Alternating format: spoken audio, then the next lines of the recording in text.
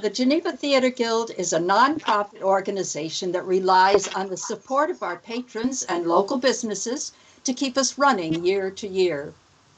Due to the pandemic, we have had to cancel our live performances, which we depend on for keeping us running throughout, able to give to keep us running. If you're able, please consider donating to the Geneva Theater Guild during our program tonight or after it. You can donate with a credit card on the Geneva Theater Guild website at the donate button, or you can just pop a check in the mail to the Geneva Theater Guild, P.O. Box 424, Geneva, New York, 14456. That's P.O. Box 424, and the zip is 14456. Donations made during this week event, or the 6-week event, will go to benefit the Geneva Theater Guild as we prepare for our 2021 summer hybrid performances. And we are so excited to announce that we will be returning to live theater this summer with Hedwig and the Angry Inch, the modern classic that Rolling Stone called the first rock musical that truly rocks. It will be directed by Sean Britton Milligan and Jennifer Walzak. The show will be performed July 22nd through the 25th on location at the Old Geneva train station, which is next to the police safety building in downtown Geneva. This will be an outdoors hybrid drive-in, sit-down, COVID-safe mosh pit event. Now, stay tuned for your news feeds for information as we get closer to the event. Auditions will be held in person on June 7th, starting at 6:00 p.m. Visit the Geneva Theater Guild website for specific information about the auditions. And that's all one word, genevatheaterguild.org. Tonight's performance is recorded live and will be available on our website for the next week. If someone you know wanted to see it but couldn't come tonight, tell them just to go to the Geneva Theater Guild website and they will be able to see it for the following week. We want to thank the actors, directors of this event for persevering through this uncertain time and for dealing with all our technical problems. We also want to thank the authors of these incredible works for allowing us to present them in this manner for these 6 weeks. After tonight's performance, we will be holding a live talkback session with the directors, cast, and playwrights of the shows. Please stick around till the end and feel free to ask us questions on chat or in the comments section, whichever you can find on the device that you're watching us on. Remember to stick around all the way through all the performances each week to learn the recipe from It's Your Mother for our giveaway of a Finger Lakes basket full of goodies. Now, the guideline for submission is to submit the full recipe to us, which you will learn by the end of the 6 weeks. You can send it in a creative form. You can actually make the recipe and document how you have made it. You can find a creative way to put the recipe on paper, or you can sing the recipe in a song. Be as creative as you want. The submissions will be accepted after week 6 performance. You can submit by clicking the button that will appear above the videos on our website, right up there. Submissions close 1 week after the last event. See if you can help that frustrated mother get the whole recipe out. Now, without further ado, I'd like to present our first play of the evening, Goy Vey, a Zoom play by David Lipschutz.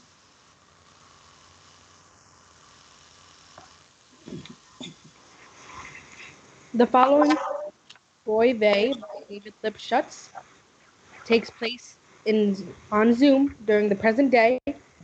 This play is about how a virtual first date between Ezra, who is Jewish, and Taylor, who is not, goes awry when Ezra's entire family shows up.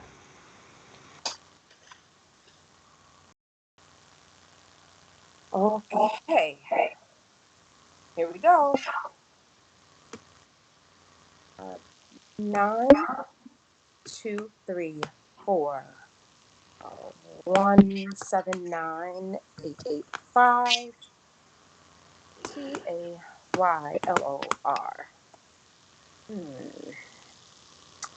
Let's see. The password is Roy Bay.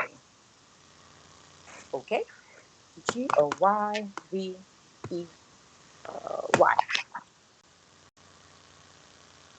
Taylor? Hey there, Ezra. Oh my god, hi! Uh, Hi. It's you! Yep, it's me. You showed up. Of course I did. Why wouldn't Oh, I? no reason. Just like that it's great to finally meet you is all. Yeah, for sure. This seems to be the way of the future, the whole dating thing, right? For sure, for sure. So, Tell me about what? Go ahead. Sorry about that. I wanted to say that I'm glad you're here and I'm looking forward to getting to know you. All right. You showing up just made my day. Hell, it made my year. Yeah. I'm glad I showed up too. I've never done something like Oh, me this neither. before. But since it's nice to finally kind of, sort of put a face to name. Yeah, kind of, sort of. Yeah. Plus, I like that after weeks of testing, agreed this had to happen now. No matter what. I believe I texted come hell or high water. Yeah. So, how do we start these things? Should we like go around in a circle and introduce ourselves? What? You know, like say our name, pronoun, and one fun fact about yourself. Here, I'll start. My name is Ezra, she, her, and I'm obsessed with horror movies. Okay, your turn. My name's Taylor. She, her. Um, I don't like horror movies. Come on, you can do better than that. Okay. I guess my fun fact is that I'm a classically trained opera singer. Oh, wow, that's so cool. Yeah, it's something. If it wasn't our first date, I'd totally ask you to sing something. And I'd totally say no. I figured. That's why I'm not asking. What's your favorite opera? Mm, I'd have to say Mason's Werther. I don't know that one. What's it about?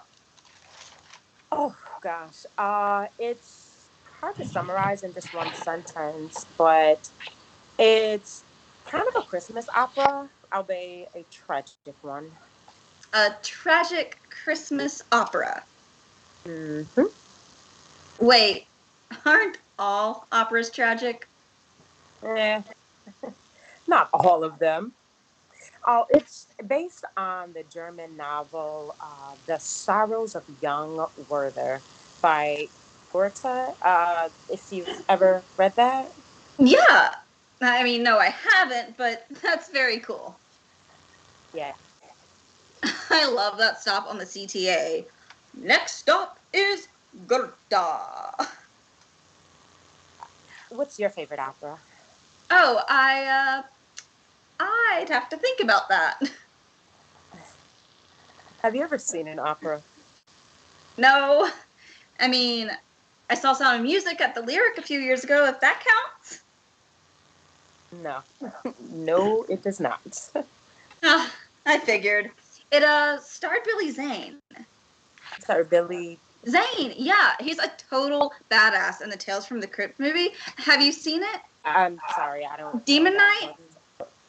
Oh, Hello? Hello? Is anyone there? Bubby? Harold! Harold! Oh, Harold, it's finally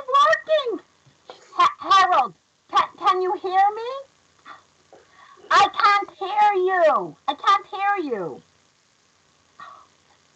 Oh, Harold. Harold, what are you doing? Harold, we can see up your nose. Oh, it's very unbecoming. You need to, silly man. Bubby. Ezra! Oh, Ezra, hello, sweetheart. What are you? Oh, thank you so much for inviting us, your Zadie and me, to this little Michigan. You know how we love to participate. And we love even more to see your beautiful face. Oh, even if it is on this cockamamie machine. Harold! We still can't hear you! Ezra, I'm going to go see if I can help him. Bubby, wait a second.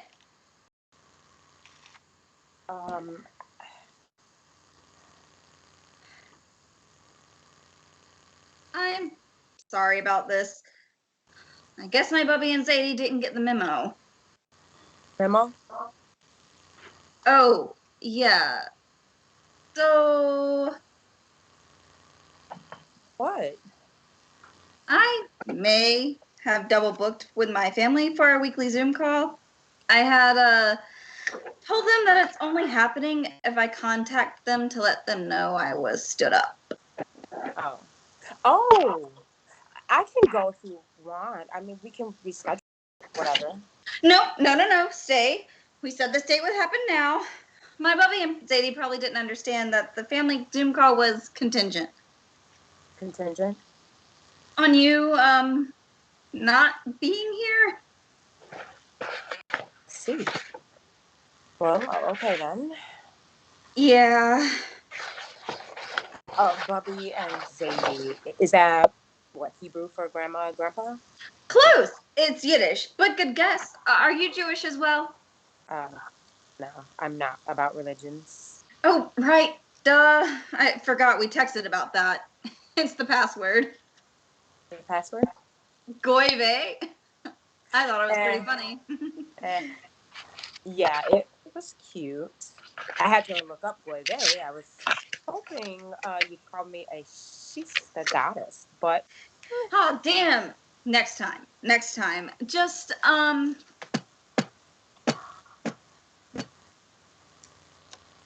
let me get my grandparents off the call. Bubby, can you hear me? I was trying to help your Zadie. Now, who would have thought I'd become the technology wizard in this household? That's great, Bubby, but we aren't doing the family Zoom call today. If you can't tell, I have company. hi there. Oh, yes, of course. You have fun on your little date. I'm glad you stood up. Thanks. Now you treat my grandchild well, or you're going to hear from me. Hell hath no fury like a Jewish grandmother scorned. Bye-bye, Ezra. Ooh, she's adorable. Harold! Harold, turn off your video. Ezra's on a date. Don't worry. I go get your Zadie off now.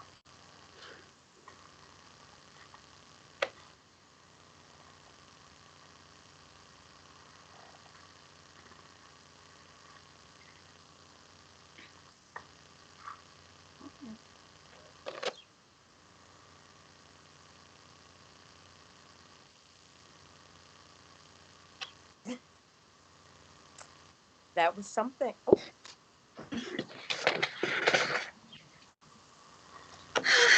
I'm really sorry. I'm so embarrassed. Oh no, nothing to be embarrassed about. They seem sweet. They are. I just didn't expect you to meet my family so soon. Anyway, I want you to know that I followed your directions. I have a glass of wine and a bowl of mac and cheese at my side for this date. Oh, shoot. I almost forgot. Hold on. Hold on.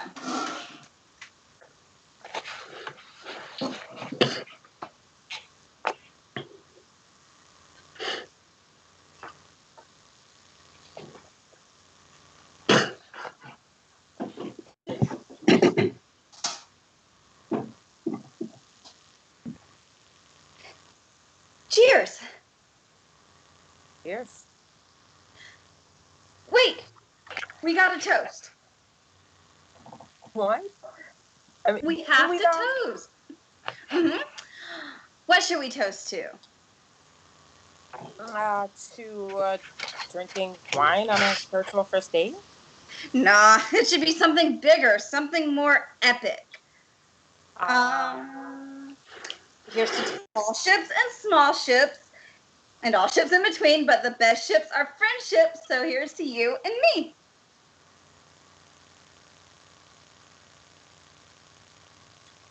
that was certainly a toast. It's my favorite. I can see that. So, without commenting on how so very cheesy your toast was, Don't you mean mac and cheesy? oh, ignoring that, uh, you realized you just called me a friend on our first date? No, I, rock. Hmm. I'm sorry. I'm just messing with you. I mean, no need to apologize. Do you do that a lot? Do what? Apologize. No. I mean, yeah, I guess I do. It's probably the many years of Jewish guilt trips. I can't help it. Uh, I apologize so much growing up. I sometimes did it when I didn't even do anything wrong. Like, I'd apologize for things that my sister did. I see. Yeah. Um, anyway, do you have any siblings? Nope, an only child. How about you? How many siblings do you have? Oh, just the one. And she's older. But she has 4 kids, so there's that. Four. Wow. What are they? Oh, let's see. There's Lucas and Mia. Then the youngest is Bradford, and the third kid's name Do is. you do you not know all your nieces and nephews' names? I'm getting it. I'm getting it. Hold on. It's right on the tip of my tongue. Nope. I can't remember his name. That's okay. Four names are a lot to remember. Har har. Oh, you said you do a video call with your family every week? Yeah, well, I mean, this only started recently because of, you know. Makes sense. But before all this, we would get together every week for bar trivia. What's that now? Bar trivia. Like you go to a bar and you play trivia. No, I can't say I've ever done that. Wait, is that a thing people do? Oh, it is. You're looking at the 5th place champions of the 2016 Chicago Bar Trivia Championships. I congrats, I think. But yeah, we meet at the bar every week and play trivia. Even your Bubby and Zadie? Oh, especially them. They love that sort of thing. We'll be lucky if Bubby guesses one right answer, but my Zadie will tell everyone at the bar that he knows all the questions in the history category because he's the oldest person there. It's both embarrassing and precious. I see. Well, this all sounds kind Wait, of. before you tell me how ridiculous it sounds, I have to tell you the best/worst part, and I think you might appreciate it. Our team name is Everything's Coming Up Rosner. I don't You get it. know, like the song from Gypsy. You're like a musical theater person. I So don't. I figured you'd get the reference. It's like Everything's Coming Up Roses, but with our last name, Rosner. That's. I know, so lame, but it's better than Every Rosner Has Its Thorn, or Stop and Smell the Rosners, or God, the Meshuggahs. Thank you for that one, Zadie. Okay. I have to say, this is not at all what I expected for our virtual date. When your family's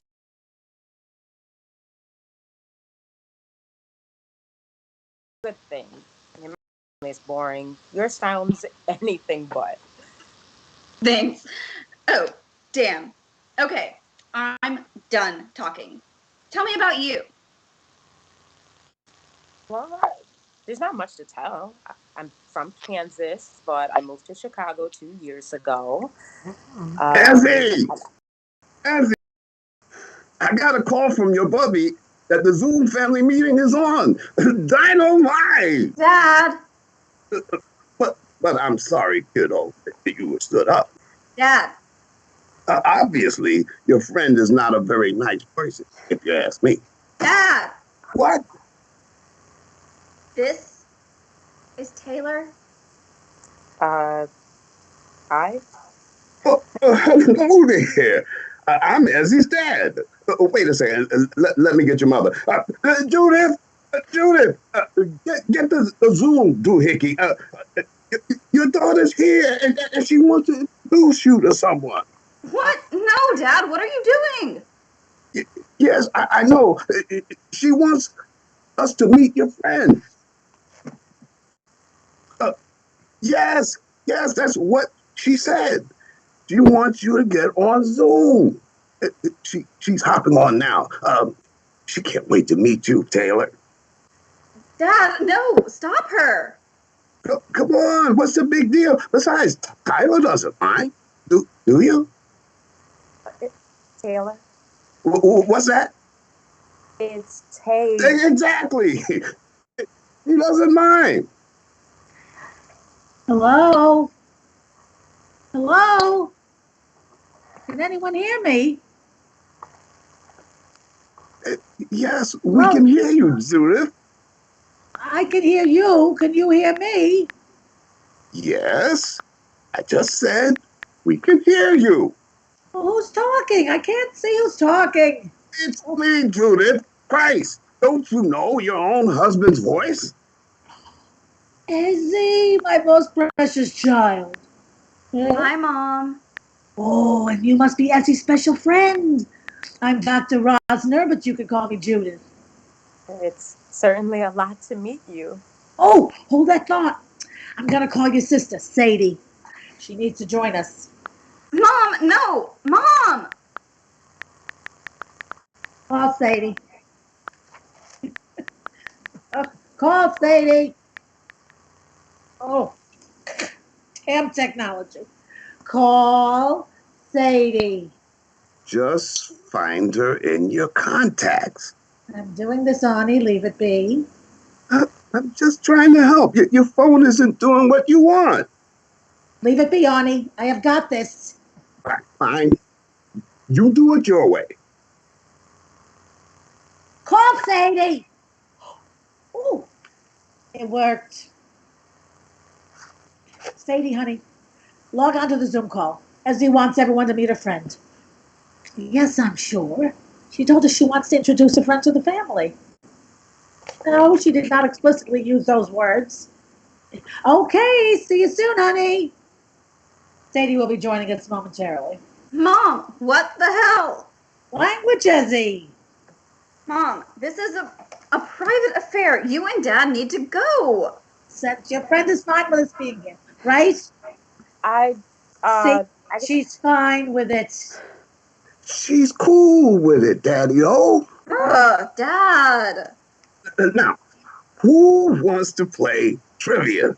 Dad, no. Let's see. First question. This actress, born in 1959, but Sadie, thank God. Can you help?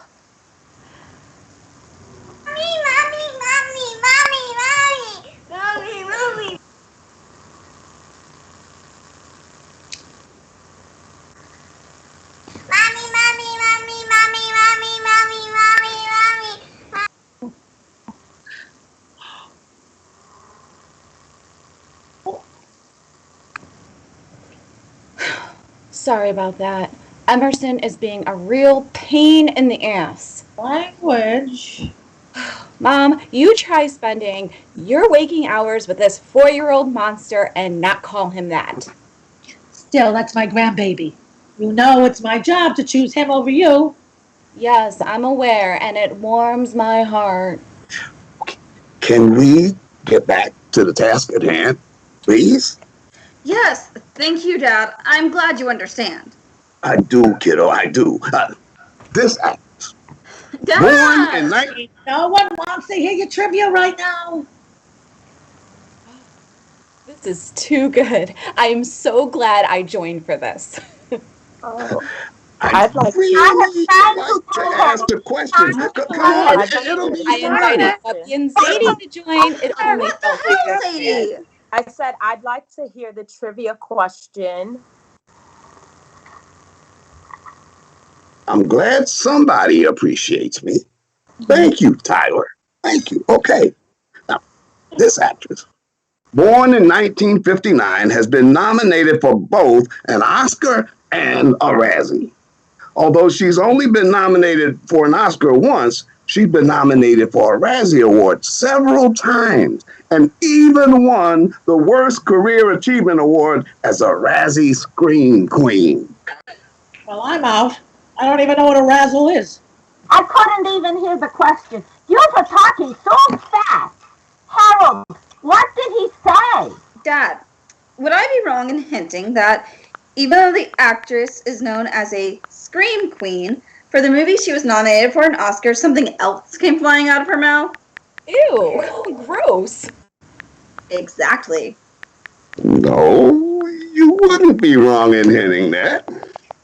If it's gross, is it something like vomit? Mm-hmm. Is it the girl from The Exorcist?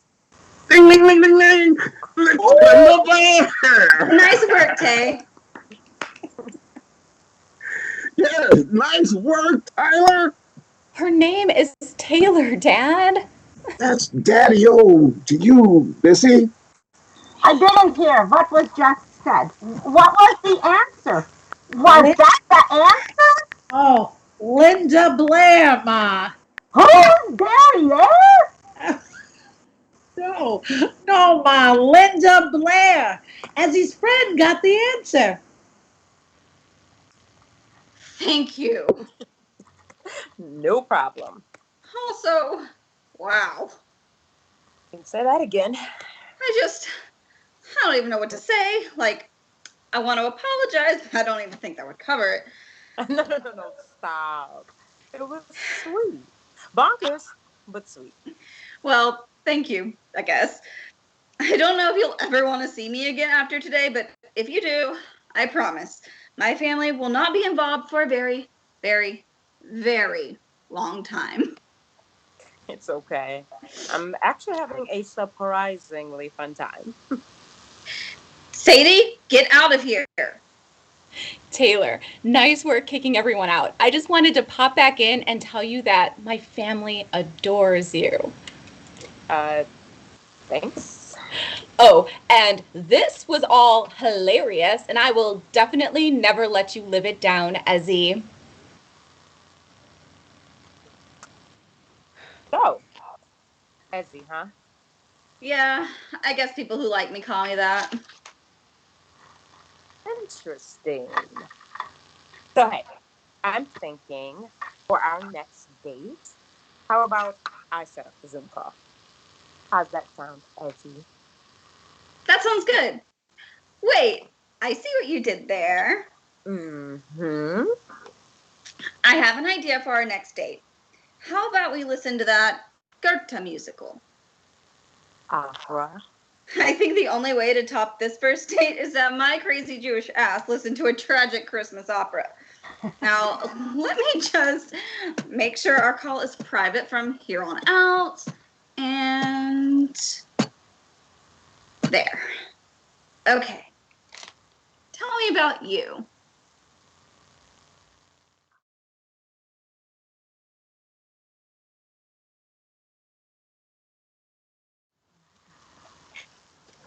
Ah, Thank you for that great performance. What a fun show. All right. Now I'd like to introduce the next show for the evening. It's a snow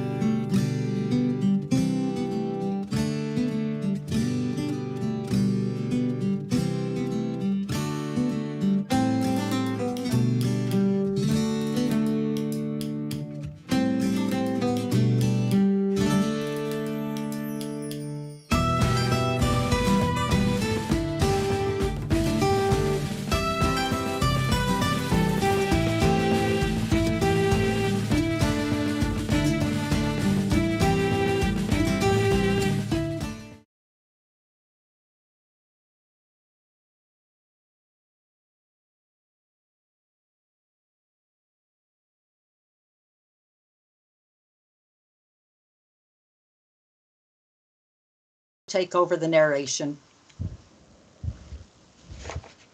A Snowball's Chance by Jeff Dunn. The characters are Amanda, a single mother whose own mother has just recently passed away. Dave, Amanda's older brother. Scott, a longtime family friend. The setting's in the attic of an old house. Amanda is sitting on the floor of an attic surrounded by boxes that haven't been opened in decades. Nearby, her older brother Dave is leaning against a tall wardrobe, leafing through an old book. Oh, good. Another box of receipts. I swear, Dave, I am not doing this to Becky. Before I go, I'm going through all my old records and throwing everything away. Better yet, pack it all up and send it to Mitch. Let him deal with it. You're right. That's a better idea. But he'd probably just turn around and forward it all to Becky after I'm dead. Well, then you just have to outlive him. Oh, I don't know. He's always been the healthy one. What's got your attention? Dave holds out an old, well-loved copy of The Lion, the Witch, and the Wardrobe. Oh, let me see. He hands over the book with a touch of nostalgic hesitance.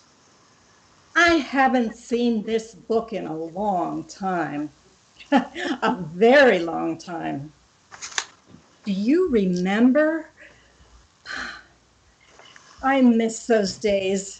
Scott and Melanie would come over, and we Speaking of had Scott, hours up here just. Scott would be Peter, and Melanie would be Susan, and you and me. Oh, why couldn't things just stay like that? well, probably because the IRS gets so irritable if you don't keep in touch every year. Do you remember how we used to hang that ugly lamp from the rafter and pretend that we had just come through the wardrobe? Yeah, you know, I bet that lamp's around here somewhere. Mom and Dad would have never given it away. Amanda starts looking in boxes, but a moment later, Dave finds it inside the wardrobe. Look at that. Just as ugly as ever. Hang it up. Here, I'll help. I've got it. He hangs it up by tying the cord over a rafter. There. You know, I could never get Becky to read this book. I'm such a terrible mother. Do you remember that time you poured about 100 bags of cotton balls all over the place? Oh my God. Yeah, I remember. I haven't thought about that in years. And of course, that had to be the time Mom decided to show up and see what we were doing. Oh, she was so furious. No, she wasn't. Don't you remember? She joined in, pretended she was the White Witch, decreeing Christmas is canceled. Wait. I thought, you mean she was, What? oh my God, I thought she was serious. I thought she was angry and that No, she just joined in. I mean, wait, you really thought she was threatening to cancel Christmas? Well, you were pretty little, and that would have been a big deal at that age, I guess. I remember being worried about it for months and then so relieved when she started decorating after Thanksgiving. She seemed so angry at the time. Well, that's because she was pretending to be the witch. She was supposed to be angry. I honestly do not remember it that way at all. God, it's funny how you can look back at things and realize that you just had no clue. Anyway, I was going to tell you, Scott said he's going to stop by for a few, share his condolences about Mom. You know. Oh, that's nice. I didn't realize you two were still in touch. A bit. Not super close. A Christmas card now and then, that sort of thing. Wait, weren't they Jewish? No. What gave you that idea? He said something like that once, that they celebrated or something. He was just messing with you. Geez, he really didn't like me much, did he? I wouldn't say that. Oh, I would. If we weren't in Narnia, he was always telling me to go away. And even up here, somehow Queen Lucy was always the right person to go hide in the corner or something. Well, maybe. But heck, we were kids. And kids can be, well, you know. But he did ask about you, so he obviously isn't too anti-Amanda, at least not these days. Asked about me? Yeah, he usually does. How are things? How's the job? How's your sister? You know. Oh, like that. Not an actual interest. I don't know. It wasn't until I told him about you and Mitch that he offered to stop by today. I suppose it could have been a coincidence, though. Hello? Speak of the devil. Up here in Narnia. Is Melanie coming too? Nah, she's in Tulsa now. Moved there a few years ago for a job with some insurance company, I think. Heads over to shake Dave's hand. He has a bottle of Snowball with him and a small stack of Dixie cups. Hey! There's our favorite Jew. Is that our new thing now? Because I was good with the usual don't loco. Well, you do. How far back is that hairline receded? I think I could just make out your brain. Anyway, hey Mandy. Hi, Scott. Or should I say, Hail Queen Lucy? we were just remembering all of that. It's been rather a spell, hasn't it, Peacock? So sorry to hear about your mom. Thanks. What's the memories in this place? Yeah. It'll be strange to see it with someone else's car in the driveway. Wait. Do you still live next door? Again. Not still. I moved back when my father had that big fall a couple of years ago. He needed someone to look after him. Oh, I didn't know. I'm sorry. I hope he's okay. Passed 6 months ago. Why didn't you mention anything on the phone? Yeah, figured we could commiserate in person.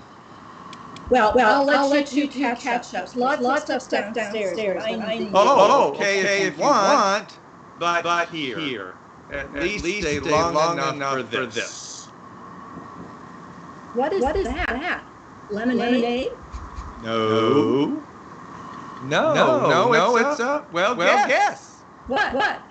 Yes. But I'll give you a hint. It's the one thing you wanted to bring into the attic, but you said your mom would never allow. I have no idea. Seriously? You used to mention it all the time.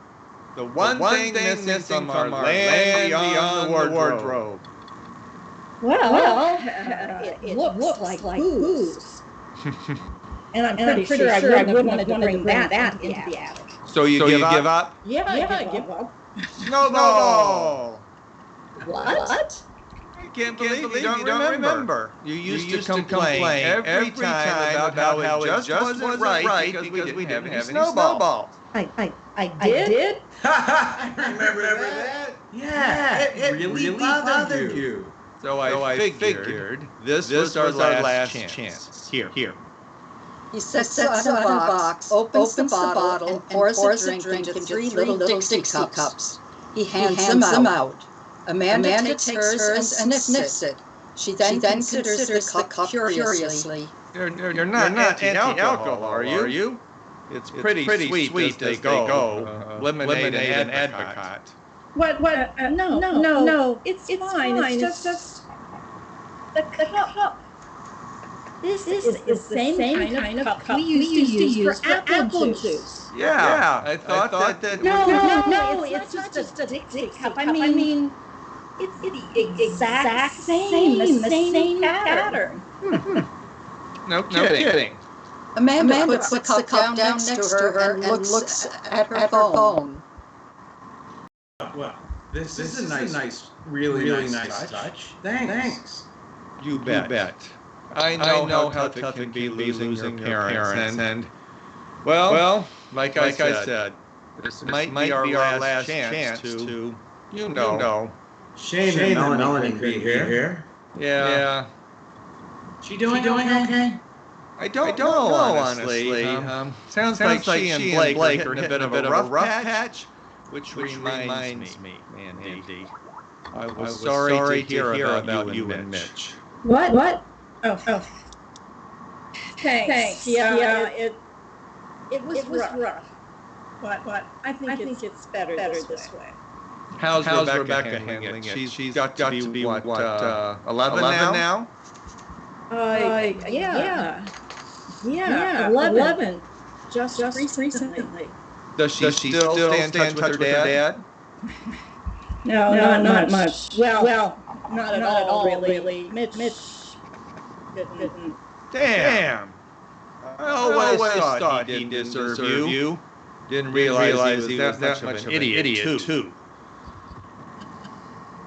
Yeah, well, she's better off without him. So are you. Thanks.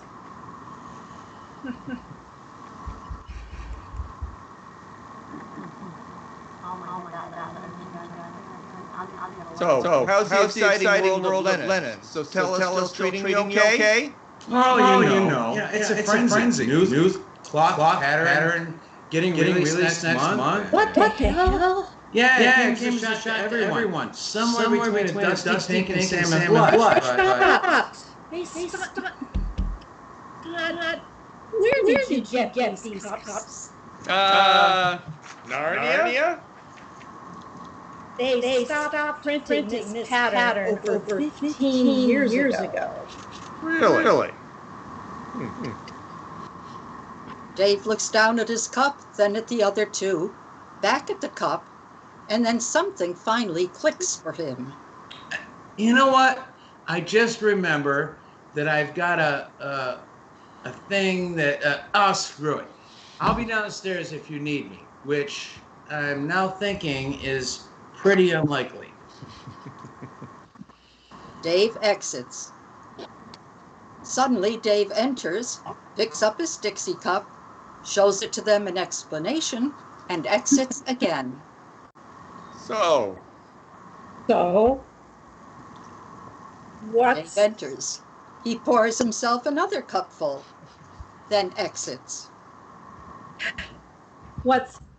You were always really sharp.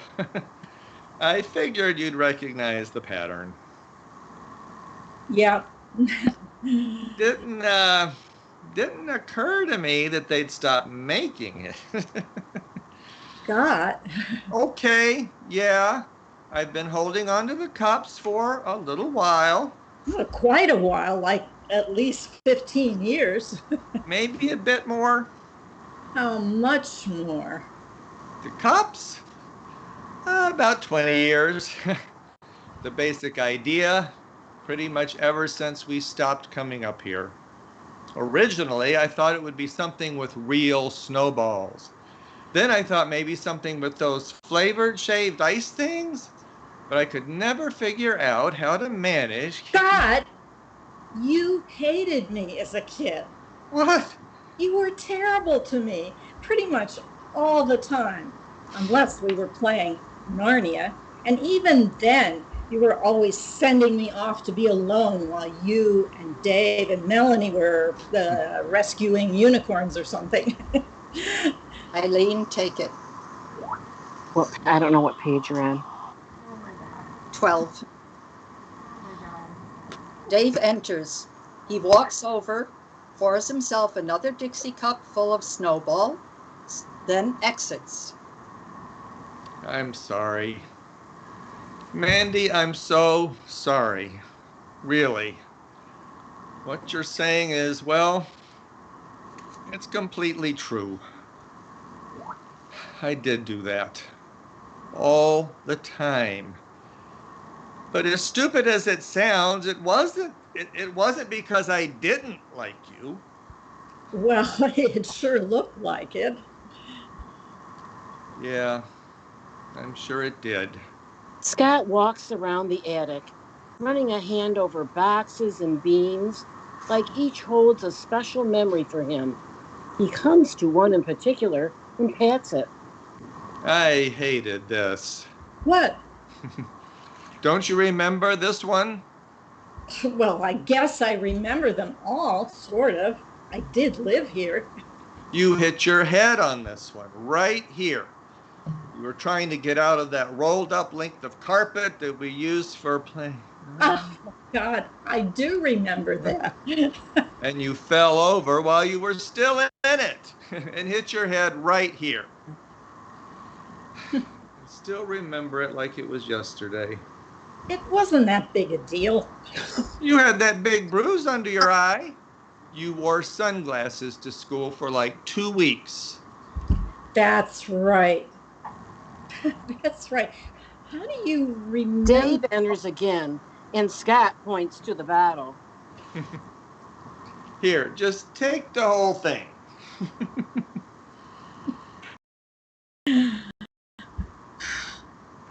Remember that. You know what the worst day of my life was? What? June 17th, 1997. When I heard that you got engaged to Mitch. Mitch the bitch, that's what I called him.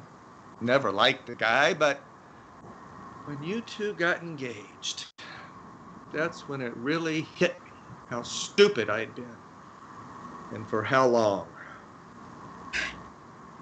No. This doesn't make any sense. You didn't like me. You avoided me all the time. You never even let me hang around in the same room when you came over. I know. Then why did you... I was afraid. Mostly. Afraid that if Dave saw me, caught me looking at you like Like what? Like I did each morning. We never saw each other in the morning. God, you were always getting up late, and I'd be off to school before you were even out of the house. I know. You walked past my bedroom window at 7:42 every day. Then at 7:43, I'd rush downstairs, grab a slice of toast, and make up some new excuse for why I was late while I ran to school. No, that's not possible. Yes. I kept that routine for 4 years, Mandy. Trust me. You may not have seen me, but I definitely saw you. But hey, that's how I got back into tracks. It was a bright side, right? And I made up some really great excuses, which was kind of like creativity training, which helped me. No. You can't just come in here. Come in here and unload all of this on me. What am I supposed to do with this, Scott? I thought you hated me. And now I find out that you were practically stalking me. What am I supposed to make of this? I don't know. I'm sorry, but I don't know. And I wasn't stalking you. You make it sound like I was trying to hurt you or something. I never got in the way of your life, did I? No. No, you didn't. I guess that was unfair.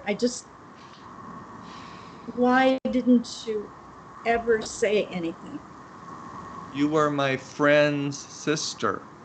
You were little Mandy for so many years, you know? And then one day, you weren't. I woke up and little Mandy had vanished. And you were just Mandy. And you were still Dave's sister and Queen Lucy and out of reach. I was next door. Yeah, but you might as well have been in Narnia. Before I knew it, you were dating Jimmy Warfin, then Bradley, though he was okay, I guess. I liked Bradley, treated you well. It also helped that he was gay. Brad was not gay. Oh, come on, seriously? He wasn't gay. Brad got engaged last year to a very nice minister from Wyoming named Timothy. He did? It was all over Facebook. Anyway, then there was Mitch. And then June 17th. After that, well... Scott, I don't know what to say. How could I have missed this? Maybe because I tried really hard to keep it a secret. Dumbest thing I ever did. Did Dave know? I don't know.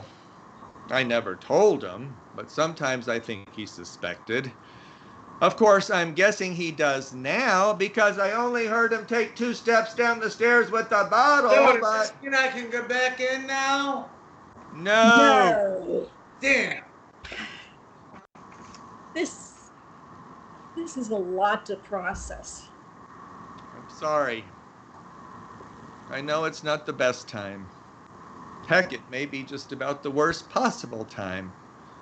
But when I heard that your mom had passed, I realized this was probably the last opportunity I'd have to tell you. To what? What were you hoping would... what am I supposed to say? Nothing. You don't need to say anything or do anything. Maybe it was just my last chance to use those Dixie cups. I had this whole thing laid out in my mind. Did it go like this? Not even remotely. For one thing, Dave wasn't here, and he definitely didn't walk out of the attic with the bottle. The bottle slides out onto the stage. They both laugh a little. Pat picks it up and pours a little more into his cup, and then puts the bottle on a box. So how did it go? It was crazy, I guess. One of those daydreams that doesn't quite fit into the real world. In some sense, we were adults, old enough to drink, but at the same time, we were little kids too. Again. Back before everything got so complicated. Right. You were up here, reading one of your books. You knew that I came up here? How? You weren't exactly making a secret of it. In fact... He gets up and walks over to a little nook area. Sometimes when I was waiting for Dave for something or other, I'd sneak up and sit right here, where you'd sit and read. I'd sit here and imagine we were here together, reading, talking. Anyway, so I had this kind of fantasy. You'd be sitting here reading, and I'd come up and find you here. I had to just pretend that Mitch didn't exist. He didn't fit into the daydream, and frankly, imagining a world without Mitch is imagining a better world no matter what. You can say that again. So I'd come up and I'd find you and I'd say, you know what we really need to make this perfect? Oh my God. I remember now. I remember. I used to say that all the time. I remember. You know what we really need to make this perfect? Snowballs. Yeah, and I'd say that in order to find snow, we'd need to be in Narnia. And you'd say, well, the wardrobe's right there. And we'd go inside. And in the back, I'd have the snowball and the Dixie cups hidden in a corner so that when we came out, I'd be carrying them. And then we'd laugh and you'd say, well, it finally happened. Snowballs in Narnia. And I'd smile and pour some drinks. And we'd go back to the little nook here and somehow,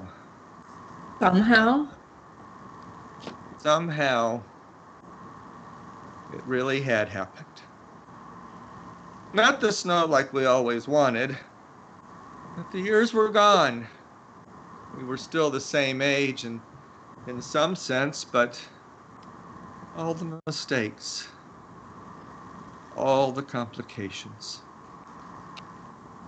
It was like we'd found our way back into Narnia, our Narnia. And we were young again and free.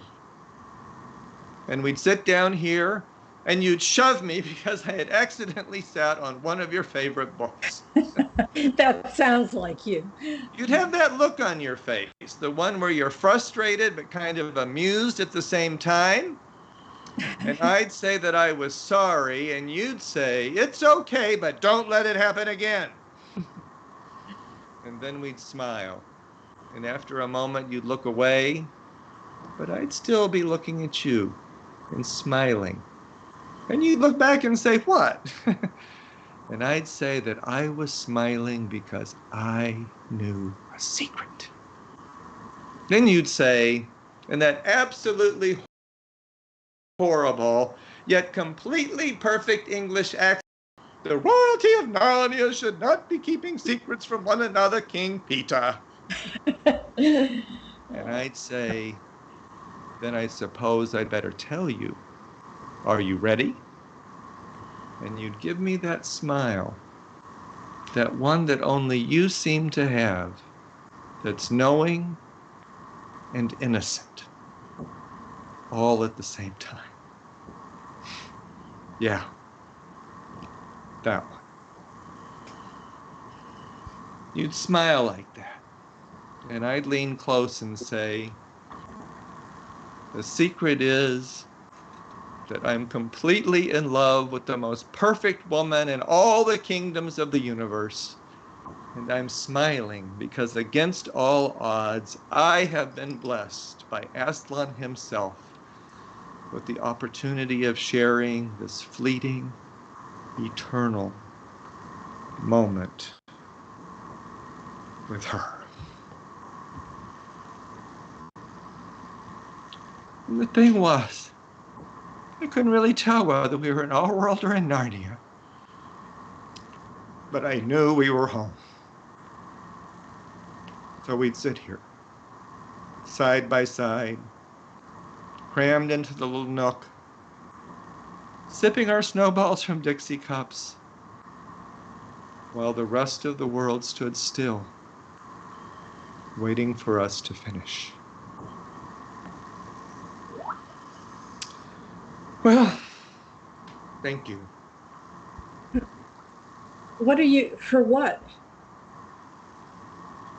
For listening, for not laughing, for letting me say what I should have said 20 years ago. I'm sorry it took such terrible circumstances to give me the courage. Well, it finally happened. Snowballs in Narnia. Scott smiles at this, nods, and then starts to walk towards the exit. What do you think you're doing? What? You can't leave yet. Didn't you say that the world stood still until we finished our drinks? Amanda picks up her Dixie cup, which she hasn't tasted yet. Well, I haven't finished mine yet. Scott goes back to where he was and sits down. He watches her put her cup back down and still unsip, and the lights fade to black.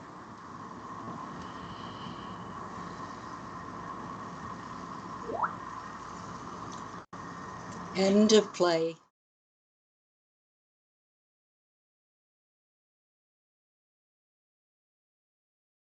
Proud to say that I directed this play. Oh, oh,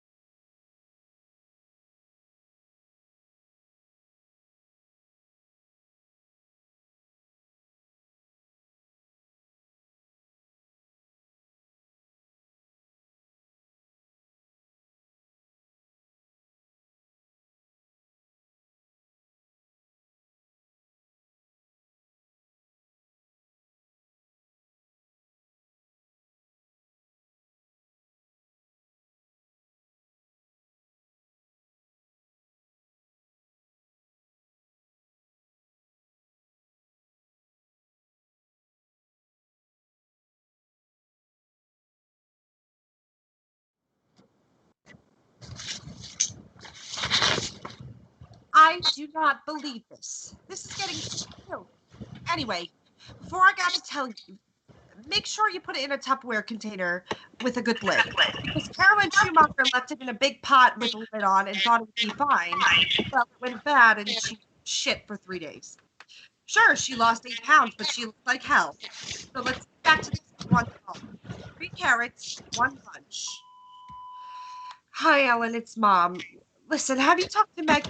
I don't want to say anything, but well, she keeps hinting that things aren't going well with Mom, and I'm just worried. You've seen what's out there. You're dating at 34. You need to tell her that she should try and work it out.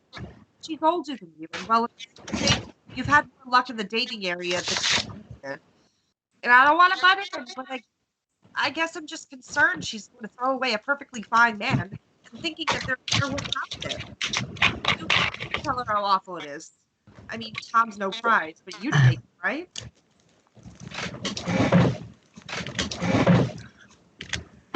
Thanks, Mom, for watching the kids. When did they go down? What time did they go to sleep? Well, I let him watch Harry Potter, and Connor fell asleep, but Jake stayed awake till 9:30. That's not so bad. Did they eat their dinner? Oh, they always eat for me. Did anyone call? Just your sister. What did she have to say? Well, she didn't want to talk to me, so I assume it was about Claudia. Why? What's with Claudia? Like I said, she didn't want to talk to me. Well, then how do you know she wanted to talk about Claudia? Your sister never wants to talk to me about Claudia. You know why, Mom. Do you want to know why? Yes, I would like to know why. After all, Claudia is my granddaughter. Because Marie thinks you don't think she's doing a good job. You always make remarks about what time she's put to bed, how much she's eating, what kind of TV shows she watches. Well, have you seen what kind of TV shows she watches? Do you think she's doing a good job? Let's not get into this, Mom. I think she's doing a really good job with what she has. She tries really hard. What she has? Girl with no boundaries who eats nothing but hot dogs and macaroni and cheese. This is what I'm talking about, Mom. You go on and on about hot dogs and macaroni and cheese. What about the fact that Marie takes her to the zoo, the library? They go on hikes together. They do crafts and she reads to her all the time. So what if she's eating hot dogs and staying up late? And watching those ridiculous shows on TV. So what? She's smart. She knows she's loved. Her mother takes her everywhere with her. Why do you always focus on the negative? I do not. I tell her when she does good things. Yeah? What was the last good thing you said to her? Well, I thought it was great that she was giving out boxes of raisins for Halloween. That's it? Halloween was 6 months ago. And what does it have to do with Claudia? I thought it was a good thing that she wasn't handing out candy. Claudia eats enough candy. She eats candy all the time when she comes to your house. Well, grandmothers should spoil their grandchildren. She shouldn't be eating candy all the time. She doesn't eat candy all the time. Then why does she have cavities? She has one cavity, Mom. None of my children had cavities in their baby teeth. You didn't take us to the dentist until we were 10. How would you know?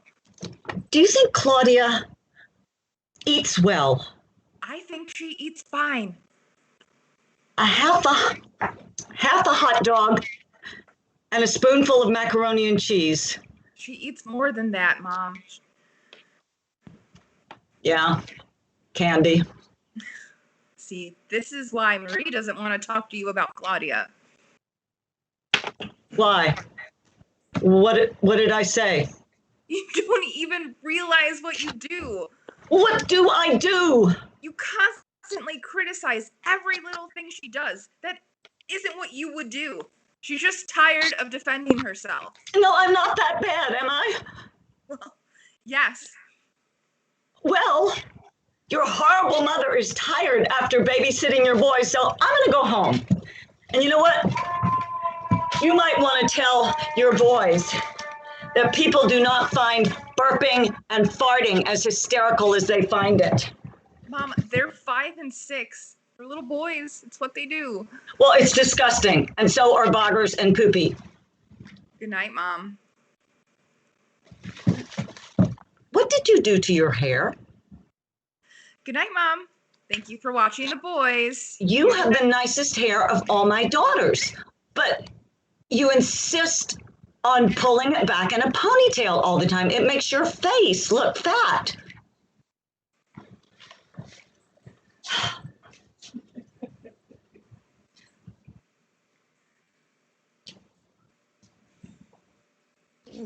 So you called? So you called?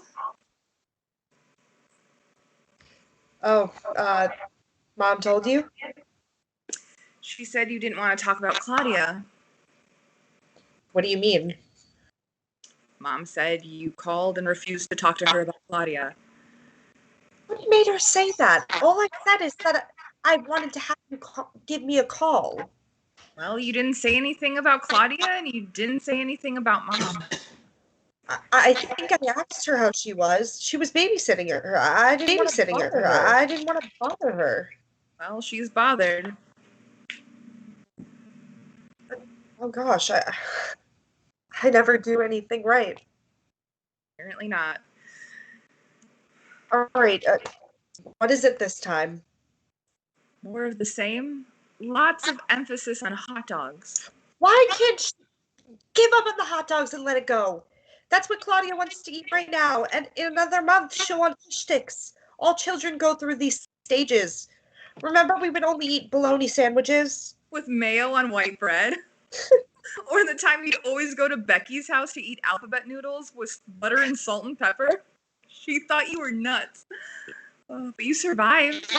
Claudia will too. What I want to know is, when did Mom decide that everything she did was right and what we're doing is wrong? I mean, she let us eat those bologna sandwiches. She made them. You know what Mom would say? Our bologna was made with real meat, not the preservatives and the junk in your food today. Oh yeah, cigarettes were much better back then too. And drinking while pregnant was okay. Yeah, and we didn't have to fuss with those ridiculous baby car seats. Remember when we used to climb all over the back of the station wagon? Oh, but God forbid I let Claudia go without a helmet, knee pads, and elbow guards, and SPF 45 bug spray. Mom's ready to call Child Protective Services on me. She's got nothing else to worry about now that Dad's gone. Yeah. If he were around, she'd be picking on him. I don't know why he eats an entire gallon of chocolate ice cream when the doctor told him he needs to lose weight because his cholesterol is too high. Why'd you buy the ice cream, Mom? That's not the point. If Dad were around, she wouldn't be so critical of us. He could always distract her and make her laugh. Even at herself. Remember when she had the poster of Paul Newman in the pantry closet? And Dad had a poster made of him in uniform, and he taped it over Paul Newman. She came out of the pantry laughing so hard she started to cry. And I used to love watching him dance with her in the living room, swinging her around, and she would laugh and laugh. Yeah, they dance for no reason. How did we get on this? I'm gonna cry. Give Mom a call. Okay? Okay. All right, I'll talk to you later. Bye.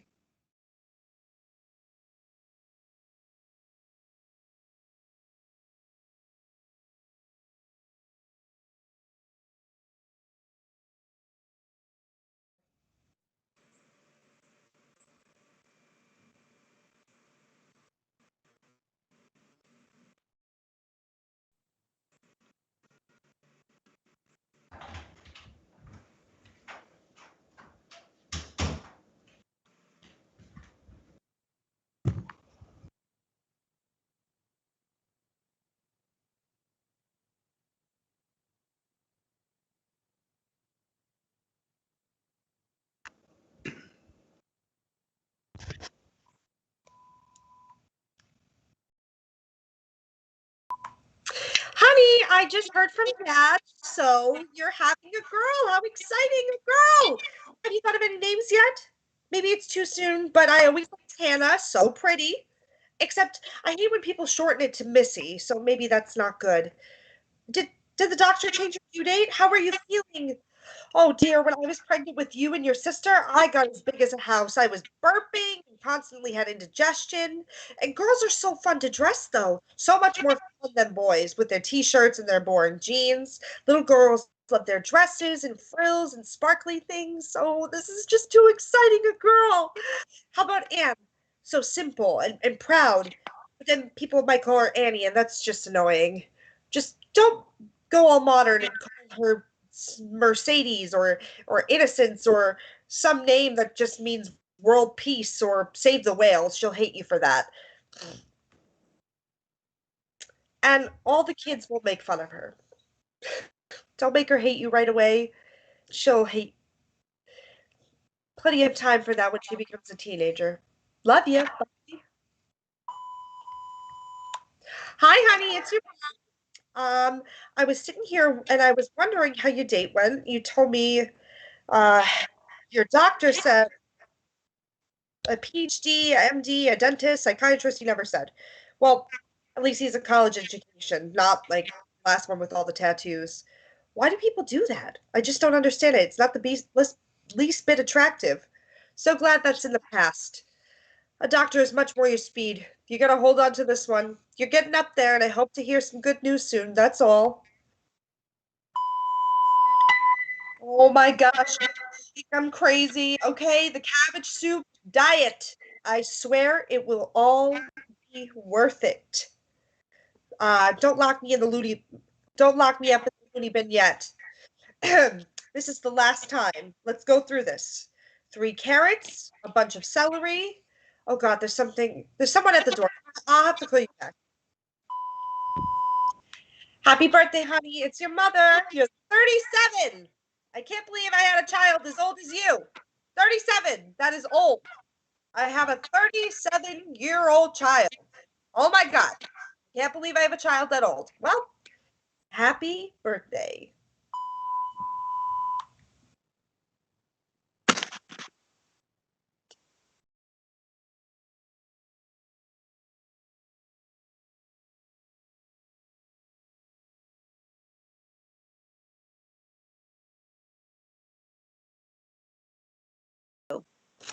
Well, I came home for lunch to check on her, only to find your mother sitting in the middle of the street eating a pretzel. A soft pretzel? What does it matter what kind of pretzel? Well, if it was a soft pretzel, it means she has her wits about her.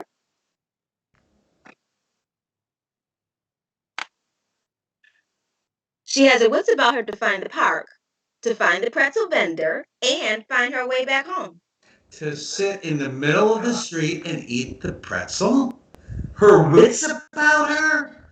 We're lucky we live in a cul-de-sac and nobody ran her over. So, what do you want me to do? We have to get help in here. We have to get help in here to watch her. Like a babysitter? She won't go for that. What if next time she moves the couch out to the street so she's comfortable? She's not strong enough to move a couch. You know what I'm saying. This is getting ridiculous. She could burn down the house. She could leave the door open and someone could come in here and rob us. It would save us from having to have a yard sale. Carol, your mother was sitting in the middle of the street eating a pretzel. What did you say to her? I asked her what she was doing. She said, eating a pretzel. As if that's what she was supposed to be doing. We're lucky it's not the dead of winter because that's what she would be, dead.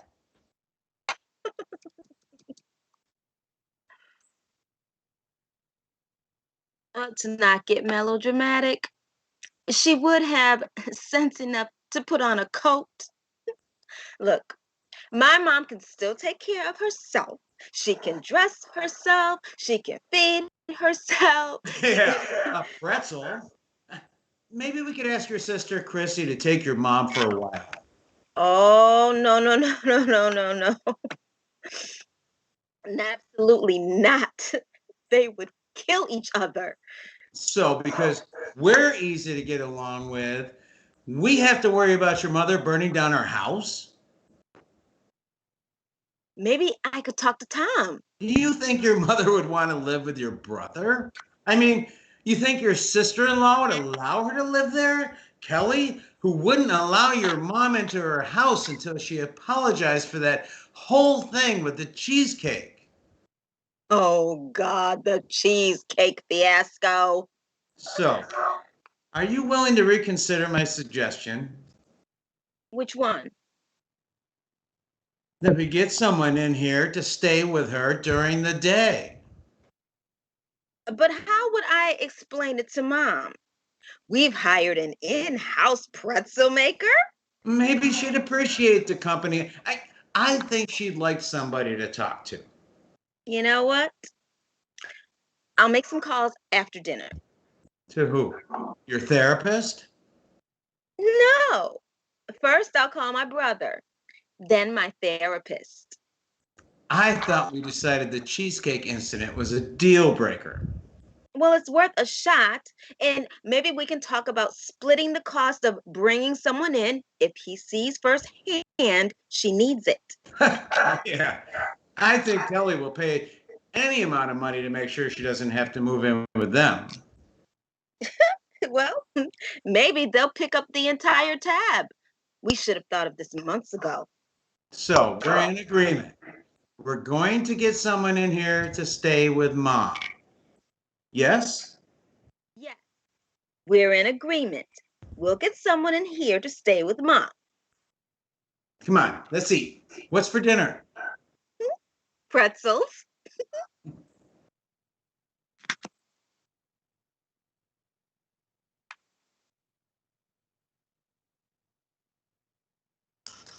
Oh,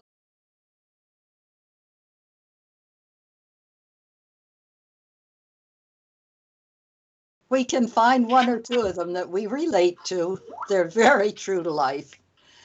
Even if I'd never had my mother sitting in the middle of the street eating a pretzel. Now we're going to bring back our actors, authors, and directors from the evening, and our playwrights also.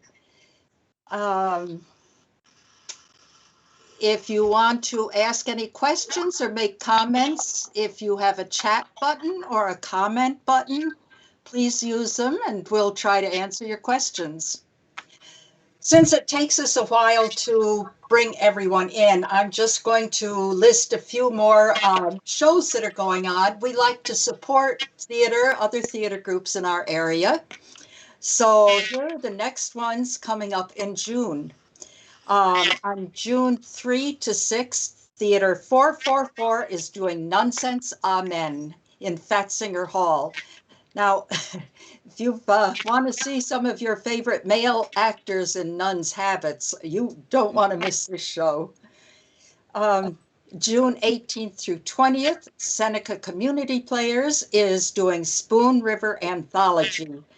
And these are going to be, each of these segments are going to be filmed from different cemeteries where the actors are. And I'm really pleased to say that I have a part in this play. Then on June 26th, we're going to have a in memoriam for Larry Ann Evans. Come join us as we celebrate the life and theater of Larry Ann Evans.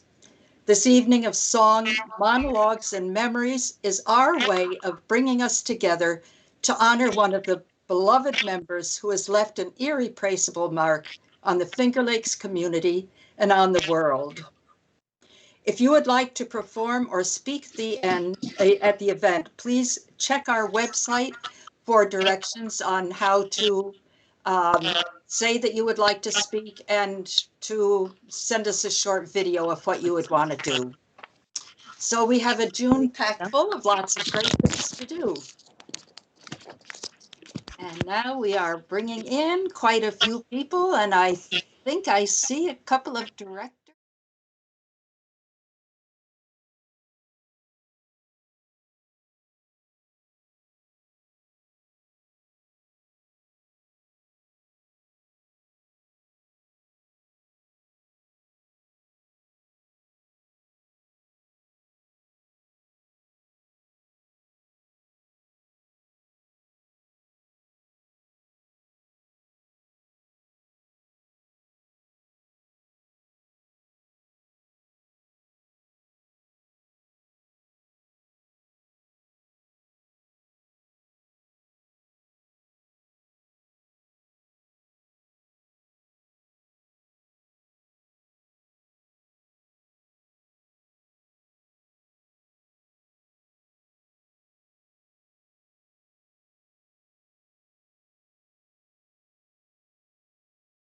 us a little bit about your idea for this play. Can you hear me okay? I sure can. All right, great. My name is David Lipschutz. I'm in Chicago, Illinois. Hence some of the Chicago references in the piece. My mindset in writing it is about what if I went on a virtual first date during the pandemic and my entire family decided to join the call. That was pretty funny. Yeah. Does the director or any of the actors want to add something to that, or to ask David any questions? Yeah. I'm the director, Gabriela Rosa. So one of the reasons I chose to direct the play was so in the casting call, just to explain. Gabby, turn off my machine. Gabby, you need to talk a little louder, please. Sorry, is this better? A little. Okay, that's strange. I don't know what's going on. Okay, now you're clear. Now you're okay. Can you wait a few minutes? Okay, it's probably because of where I had my script. Okay, basically one of the reasons I wanted to direct this play, was one of because in the characters it specifically asks Taylor. It says Taylor and Ezra can be played by any or no genders, and I really like that representation, and the way that it's played by any gender identity. It really gives people who are non-binary or people of gender usually don't get picked because the genders are too abstract or they're not meant to be main characters. And I really feel like it gives them a chance to be able to go on stage. So I was just wondering if you could speak to that and why you decided to make that part of this play. I missed the last part of what you said. Yeah, sorry. I was just wondering if you could speak to that and explain why you made that part of the play. Yeah, I'm all about queer theater and supporting queer performers. So I specifically wrote the piece so that I thought Taylor and Ezra could be played by, as you said, any/all/no gender performers. And I don't think it would change the purpose of the play, no matter the combination of the two actors. And I want to say that I think all your actors did a wonderful job tonight. Thank you. Yeah, they were a lot of fun. Was any of what you wrote based on personal experiences with your family? No comment? It's a yes. I'll say that both the father character and the Zadie character are things my dad does on Zoom. And we were the 5th place champions of the 2016 Chicago bar trip. Fantastic. That's so cool. I love it. That's awesome. So proud. Well, that's great. That's great. Well, I must say I laughed and laughed during that play. That's great. Okay, Jeff, are you on? I am here. Can you hear me? Wonderful. Now I can hear you. Yes. Would you please introduce yourself, tell where you're from, and give us some insight? Wow. Well, the first two are easy. My name's Jeff, and I am outside of Baltimore, Maryland. And to give you some insight, that's a really broad question. I'm going to guess you're talking insight with respect to a snowball's chance, or just some insight in life in general. I'm not sure. Insight into a snowball's chance. Into a snowball's chance. Okay. This play was written as a result of a prompt that was that asked for something related to a snowball, as I recall. And I was trying to find something that would be unique in the interpretation of that. And so anything that was not your traditional snowball, the obvious snowball or the desserts or anything like that. So I went online and I looked up snowball and found that there was a drink named that and thought, all right, well, and then proceeded to not do anything with it for a couple of days. And then one morning I kind of woke up and I had these characters in my head that just, and the rest of it kind of just formed out of that, really. I forgot, it was Snowball, and there was also an ugly lamp had to be in there. Those were pieces that were involved. And this play, I guess, just sort of managed to build itself in my subconscious. And like I said, I woke up at one point. I'm like, aha, this is kind of, I think, where it's going to go. And it after that kind of wrote itself, really. That's great. That's I don't know how you made the connection between the liquor snowball and then Lion and Witch in the Wardrobe, but it worked beautifully. It worked beautifully, and we thank you for it. I think you've been writing quite a few plays and short plays too. Yep. Yeah, definitely. Especially over the last year, it's been one of the silver linings of the pandemic. It was a very prolific year. So, yep. Yes, when you had lots of time to yourself to write. Exactly. Well, I must say that our cast, the men in the cast especially, did some research because we weren't sure whether Snowball really was a drink. Mm-hmm. And Richard, was it you that found it first? I think Richard did find it in the list of liquors, and then I think it was Bob that actually found a picture of the bottle, but I don't think any of us have bought it yet. I was going to try to get it. Has anybody tried it? Because I have not. What? You were talking over each other. I couldn't find it in Rochester. Oh, well, if you couldn't find it in all the liquor stores in Rochester, I'm not going to find it here in Geneva. I didn't look in all of them, only most of them. All right. And here I thought we were going to have a party with it, but yeah, nice. Well, we may have to put together some lemonade and a squeeze of lime and find some Advocate, whatever that is, I don't know, and make it's like an eggnog. Oh dear. Okay. Do we happen to have a playwright here from It's Your Mother? Shay, it would be nice if you invited them to next week's final performance so that they could answer a few questions. Find out how many of those stories, it's really a mother and a daughter, so I'm wondering how many of those stories are true. Okay, has anyone seen any chats or comments? They're not showing up on my screen. No, I can't. I don't think so.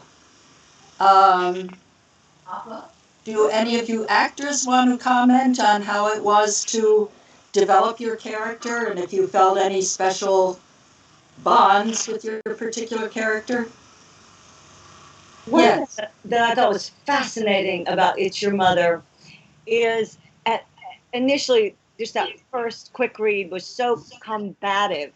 And then the more you played with it, the more you realized that the combat was coming because the mother cared so much and didn't know how to make it work. And if she, so it was that odd dynamic that there are so many layers that you can find in a good fight with your family. Usually, so often a good fight is because you love them. So it was just fascinating, whatever the playwright put together, because, and I feel like if it would be on its feet, there would be no limit. The humor you could bring out, or the zingers, or the real attacks, you know, that hurt. She really has it all in there, and it's fast but relentless, which is very, very exciting to keep. Yeah, but in the wrong hands, might I say, you could just do it as combative, but you know, a director and actors will bring out the love, will bring out all that stuff. So in the wrong hands, it could be, you know what I mean? It could be just exactly. And very opposite. You play the love, you know.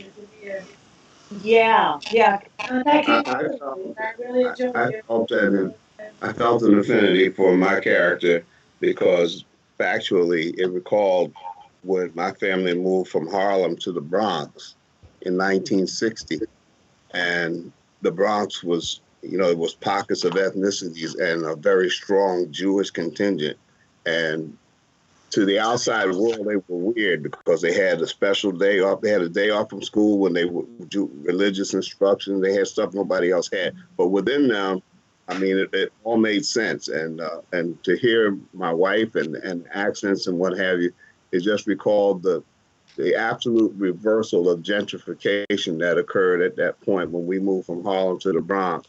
And, the other ethnicities tended to disperse from there. But all of what we would, the Jewish family, the grandmother, the names like Booby and Zaid, all of that stuff came to me as, okay, this is ethnic culture that I have actually experienced and been around. So I enjoy doing that. Oh, that's great. This is the second time that I've been able to play a grandmother. So I'm on a new career path here. Well, you just 70. But I am a grandmother.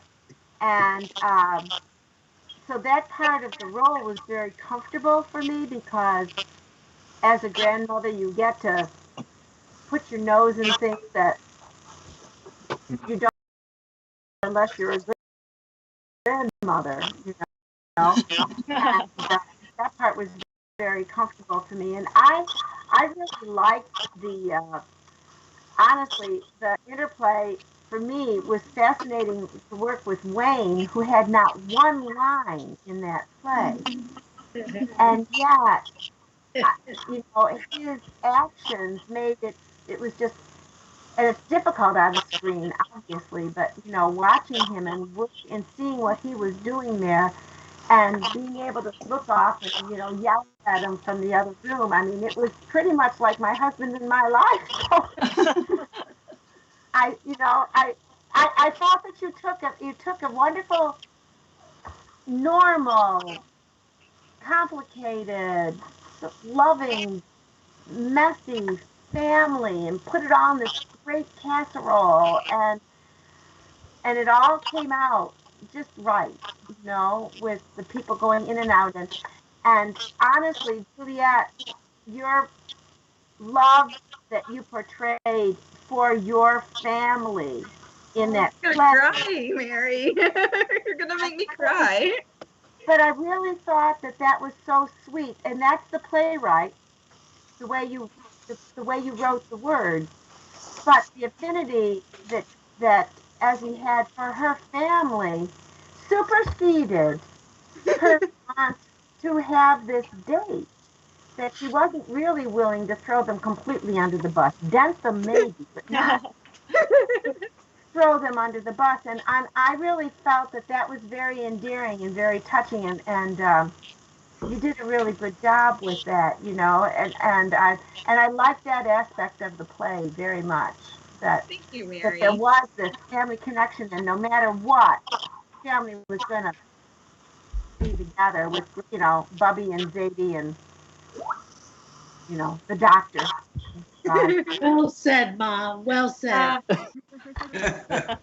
I really like that you noticed you had said the comment about how grandmothers are allowed to do, like, they have a different kind of relationship, and I had such a strong relationship with my Bubby, and so I'm glad that it shows, because I think your relationship with your granddaughter and then Judith's relationship with her grandchildren, I wanted to make sure that was part of the play.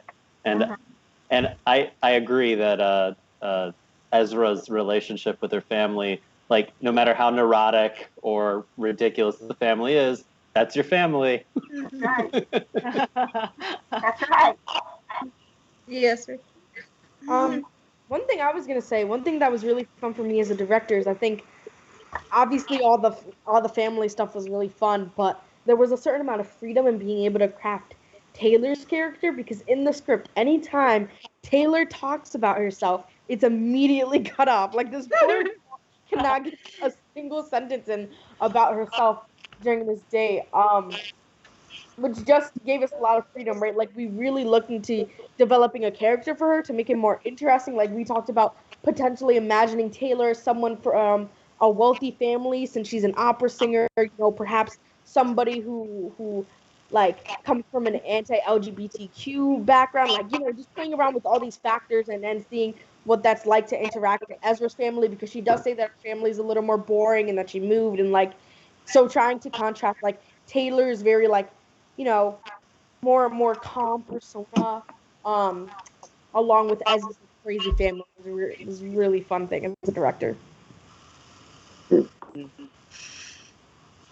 Richard. I particularly enjoyed about this play that A Snowball's Chance, that it felt like an antidote to the turbulence that is going on around us. And it carved out a space for some sweetness and light that is not carved out that often anymore, I don't think, in a lot of the things that we see. So when you audition for these shows, you don't know what you're going to get. And so when they send you the script, it's like a Christmas present from somebody you don't know, and you have no idea what it's going to be. And this was an amazing surprise for me, I thought, to see this play and how sweet it was and how beautiful it is. So thank you. I do have a question. I always like to know, I've done a number of things where I've worked with the author, and one thing I'm very interested in is, does the play end up anything like you thought it would when you wrote it? I have, for whatever reason, this one particularly, such a visual of the set that is, and it's not, interestingly enough, it's not an attic that I've ever been in or that I've ever seen, but for whatever reason, the location, the color of the wood, everything about it is maybe one of the strongest things to me. And so in a Zoom setting, it's never, it wasn't the same. It wasn't that it wasn't good, and it was very enjoyable. But I'm so, for whatever reason in this play, I have this picture of the set. And without that, it's almost impossible to match the performance to the set. And I think nothing ever will, because of course, how will anybody ever match that particular fabricated, non-existing attic to what I've got in my head? Broadway will do it too. But I'd like to have a chance to try. That's like Eugene O'Neill in Long Day's Journey and Tonight. The specificity of the books that are on the shelf, the well-read books. I mean, it's his house, and so you can, when things are on site, you could make that happen because you can put it all in your stage directions. Yes. Stage long detail. I have a couple of comments. In The Snowball's Chance, if I remember correctly in that story, when you walk through the wardrobe, it was a different season, and they walked from like summer into winter. So, and then all of a sudden, that's where I thought The Snowball's Chance came into play. Yeah. And It's Your Mother, the Pretzel series.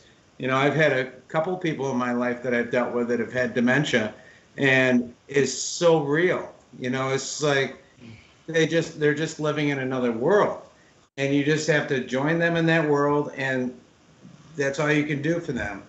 And it just seemed very realistic to me, that scene with the pretzel in the middle of the street.